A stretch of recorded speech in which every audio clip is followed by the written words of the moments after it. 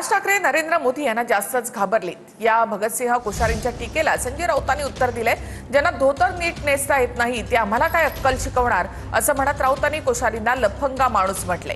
त्यावर नवनाथ बन यांनी प्रत्युत्तर दिले। मैं राज का बहुत सम्मान करता हूं, लेकिन मुझे लगता है वो ज़्यादा ही नरेंद्र मोदी से डर गए। उनका डरना नहीं चाहिए, उनको मोदी जी के निकट जाना चाहिए और मोदी जी के लिए सारी प्रजा बराबर है, जैसे राम जी के लिए सब बराबर थे। अरे त्याला नीट धोतर नेसता येत नाही रे, तो काय आम्हाला अक्कल शिकवतो? हा, त्याला नीट धोतर नेसता येत नाही स्वतःच, तो ठाकरेंना सांगतो आम्हाला मोदीला घाबरू नका। मोदीला कोण घाबरत आहे? एक नंबरचा लफंगा माणूस आहे तो। बोला, हे घ्यायचं, लफंगा काढायचा नाही। आणि त्याला पद्मभूषण दिलं, जोड्याने मारलं असतं त्याला पद्मभूषण देणाऱ्यांना बाळासाहेबांनी।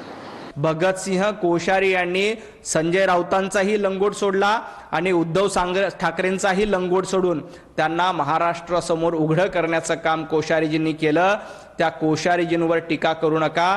कोश्यारीजी नसते तर तुम्ही त्याच वेळेला महाराष्ट्र विकून खाल्ला।